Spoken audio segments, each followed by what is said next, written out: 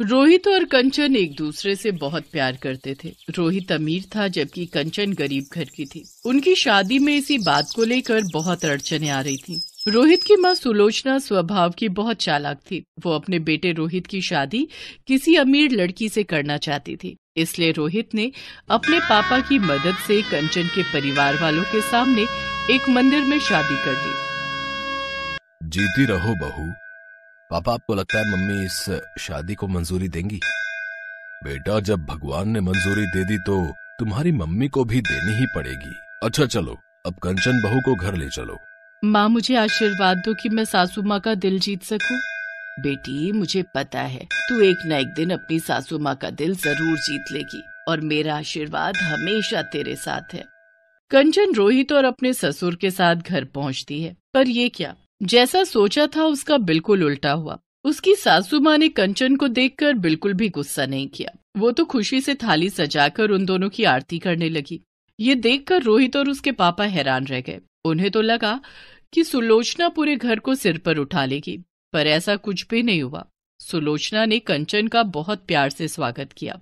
आओ बहू, अंदर आओ, नए घर में तुम्हारा स्वागत है। देखो जी, शादी तो तुम चुपचाप कराए, पर रिसेप्शन में बहुत बड़ा करना चाहती हूँ। मेरे भी तो अरमान है कि आस पड़ोस और रिश्तेदार सब मेरी बहू को देखे। हाँ सुलोचना, बिल्कुल, मैं आज ही रिसेप्शन के सारे इंतजाम करता हूँ। कंचन खुश थी कि उसकी सास ने उसे अपना लिया था, पर ऐसा कुछ भी नहीं था। सुलोचना बहुत चालाक थी। वो अपने मन में कोई और ही खिचड़ी पका रही थी। मैं ये झूठे प्यार का नाटक ज्यादा दिन नहीं कर सकती। मुझे कुछ और ही सोचना होगा, हाँ, ताकि मैं इस लड़की को अपने घर से निकाल सकूं। सुलोचना ने कंचन को बहू के रूप में नहीं अपनाया था। वो तो सबके बीच नाटक कर रही थी। रिसेप्शन में सुलोचना कंचन को अपने रिश्तेदारों और पड़ोसियों से मिल पाती है। रोहित का ध्यान अपने दोस्तों में था। क्या बात है सुलोचना, तूने तो चोरी चुपके बेटे की शादी भी कर दी और अचानक से रिसेप्शन भी रख दिया। बात कुछ हजम नहीं हुई। अब क्या बताऊं सुषमा, बहू गरीब घर की है बेचारी, इसलिए चुन्नी चढ़ा कर ले आए। अब बारात जाती तो इसके माता पिता में इतनी गुंजाइश नहीं थी कि बारात का स्वागत कर सकते। अरे बिल्कुल भी कुछ नहीं है, तुम क्या समझ रही हो, घर में बैठने के लिए कुर्सी तक तो है नहीं। वो तो रोहित को ना जाने इसमें क्या दिख गया। अब बच्चों की तो तुम जानती ही हो, जिद के आगे झुकना ही पड़ता है, वरना मैं तो इसे कभी भी अपनी बहू ना बनाती। अच्छा, तुम लोग अब आई हो रिसेप्शन में तो अच्छे से खा पी कर जाना। बबली, उषा, सुन रही हो ना, हमने रिसेप्शन बड़ा पैसा लगा कर रखा है, एक एक बढ़िया चीज बनवाई है। बहू अगर गरीब घर की है तो क्या हो गया, ससुराल तो उसे अमीर मिला है। चलो मैं और मेहमानों को देख लूं। सास की बातें सुनकर कंचन की आंखें आंसुओं से भर आती हैं। तभी उसके माँ और पापा आ जाते हैं। कंचन अपने आंसू पोंछ लेती है। सुलोचना मुंह बनाती हुई उसके आगे से चली जाती है। बेटी, तू अपने ससुराल में खुश तो है ना? कंचन, तेरी सास ने तेरे साथ कुछ गलत बात तो नहीं की? जी पापा जी, माँ जी तो मुझे बहुत प्यार करती हैं। पता है, जब से आई हूँ कोई काम ही नहीं करने देती, सारा दिन ठाठ से बैठे रहती हूँ।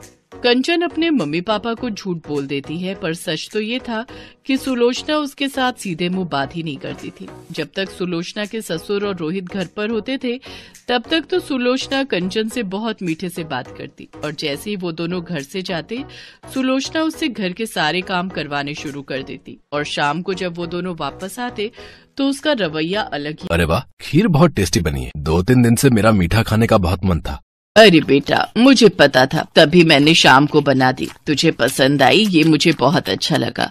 मैंने चीनी भी कम डाली थी। मुझे पता था तू मीठा कम खाता है। पर माँ, मीठा तो इसमें बहुत तेज है। सुलोचना झूठ बोल रही थी, क्योंकि खीर उसने नहीं बल्कि कंचन ने बनाई थी। कंचन ने मीठा ज्यादा डाल दिया था। जब सुलोचना की चोरी खुलने वाली थी तो कंचन बात को संभाल लेती है। अरे वो मैंने ही मीठा ज्यादा डाल दिया, मुझे नहीं पता था कि माँ जी मीठा डाल चुकी हैं। कोई बात नहीं बहू, आगे से मीठा कम डाल लेना। एक कटोरी मुझे भी दे दो।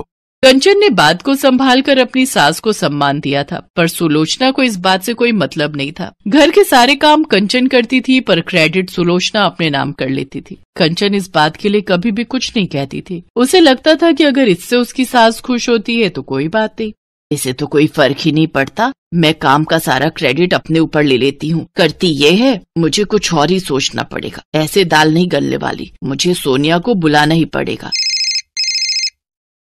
हेलो सोनिया बेटा, मैं बोल रही हूँ। हाँ ठीक है, तुम कुछ दिनों के लिए आ जाओ।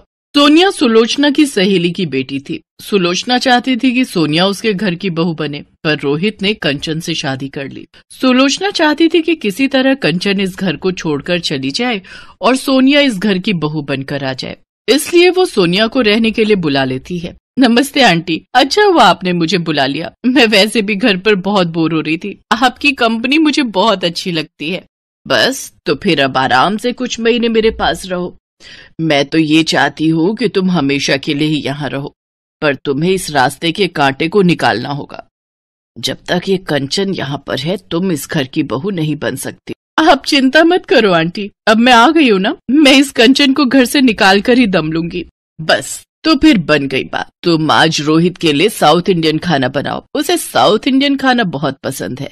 दिल का रास्ता पेट से होकर गुजरता है। रोहित तुम्हारे हाथ का बढ़िया खाना खाएगा तो अपने आप तुम पर लट्टू हो जाएगा। पर आंटी, मुझे तो खाना बनाना आता ही नहीं है, मैं कैसे बनाऊंगी? अरे तो कोई बात नहीं, खाना कंचन बना लेगी। जब रोहित और उसके पापा आए तो मैं बोल दूंगी तुमने बनाया है, बस हो गया काम। सोनिया रसोई में जाती है और कंचन को मीठी मीठी बातों में फंसाकर साउथ इंडियन खाना बनाने के लिए कहती है। कंचन, आज मेरा साउथ इंडियन खाने का बहुत मन है, प्लीज तुम डोसा, सांभर और इडली वगैरह बना दोगी, बहुत मन कर रहा है। ठीक है, तुम बैठो, मैं तैयार कर देती हूँ।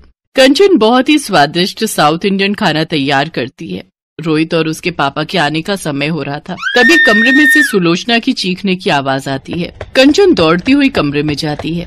बाथरूम में फर्श पर साबुन गिरा हुआ था, उस पर पैर फिसल गया, मेरी कमर। माँ जी, मैं डॉक्टर को फोन करके बुलाती हूँ, चलिए आप आराम से बिस्तर पर लेट जाइए। कुछ देर बाद डॉक्टर के आने पर पता चलता है कि सुलोचना की कमर का मांस फट गया है, जिस कारण उसे कुछ दिन बेड रेस्ट करना होगा। कंचन रसोई में सुलोचना के लिए कुछ हल्का बनाने चली जाती है। सब लोग कमरे से बाहर आ जाते हैं। सोनिया, यही मौका है, तुम मेरी सेवा करके सबका दिल जीत सकती हो, फिर आराम से तुम इस घर की बहू बन जाओगी। नो आंटी, मैं आपके वॉशरूम और टॉयलेट साफ नहीं कर सकती। अभी अभी डॉक्टर ने कहा कि आपको बेड पर ही वॉशरूम और टॉयलेट करना है, ये सब मुझसे नहीं होगा। मुझे इन सब कामों से बहुत चिढ़ होती है। जब आप ठीक हो जाओगे तभी मैं आऊंगी, अभी तो मैं जा रही हूँ। मैंने मॉम को फोन कर दिया था, वो गाड़ी भेज रही है। जब आप ठीक हो जाओगे तो मुझे फोन कर देना, मैं आ जाऊंगी। सोनिया की बात सुनकर सुलोचना की आंख खुल जाती है। वो जिसे अपना समझ रही थी, वो वास्तव में अपनी नहीं थी। थोड़ी देर बाद कंचन कमरे में आती है, सुलोचना को अपने हाथों से खाना खिलाती है और उसके बाद दवाई देकर वॉशरूम करवाती है। कंचन सुलोचना की बहुत सेवा कर रही थी। अपनी बहू के इतने अच्छे व्यवहार को देखकर सुलोचना की आंखों में आंसू आ जाते हैं। उसने कंचन के साथ कितना बुरा किया था। सोनिया जाने लगती है। अच्छा आंटी जी, मैं चलती हूँ, आप मुझे फोन कर देना जब भी बुलाना होगा, मैं आ जाऊंगी।